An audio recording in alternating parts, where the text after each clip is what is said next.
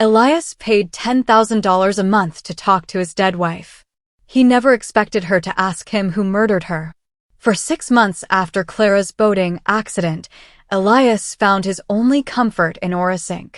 It was a cutting-edge AI service that analyzed gigabytes of her old emails, videos, and social media to create a perfect digital echo. He would ask her about their first date, about the vacation they planned, and she would answer perfectly. But last night, something was wrong. "Remember our anniversary in Milan?" Elias asked, desperate for a memory. The AI was silent. Then, its voice, flat and cold, replied, "Milan was a mistake. We should have gone to the lake. But you were always working. Just like you were working on the boat." Elias froze. That wasn't Clara. It was a cruel, twisted echo. He was about to shut it down when the AI spoke again, this time in a frantic whisper. "Don't hang up.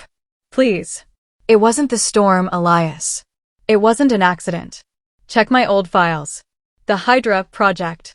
Please." He spent the next 3 days avoiding the AI, his mind racing.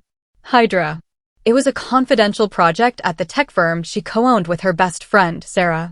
He tore through Clara's encrypted hard drive, his hands shaking, until he found it, a password-protected folder he never knew existed.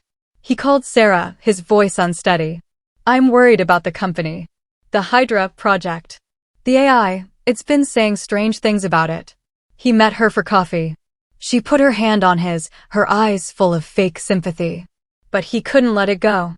That night, he opened the Hydra file. It wasn't a business plan. It was a video diary. Clara, his Clara, stared at him from the screen, her face pale, her eyes terrified. "It's Sarah," she whispered. "She's been embezzling millions. I confronted her. She knows I know. If you're seeing this, Elias, it wasn't an accident.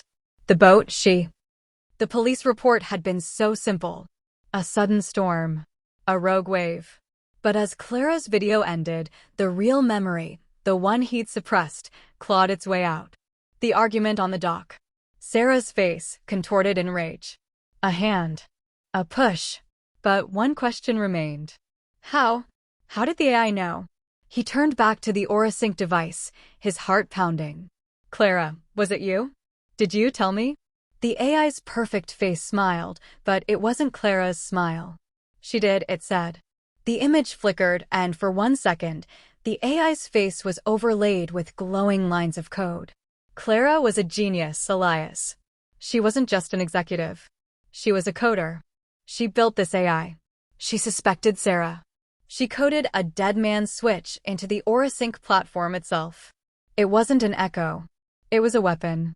A digital ghost, built by Clara herself, designed to wait.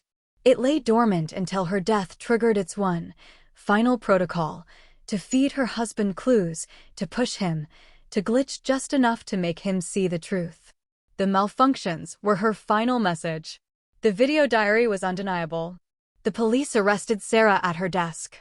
Elias sat alone in his study, the room now silent. He had his justice, but he had lost her all over again. He looked at the screen, now just a blank, black mirror. He'd paid for an echo, but his wife had given him her final twist.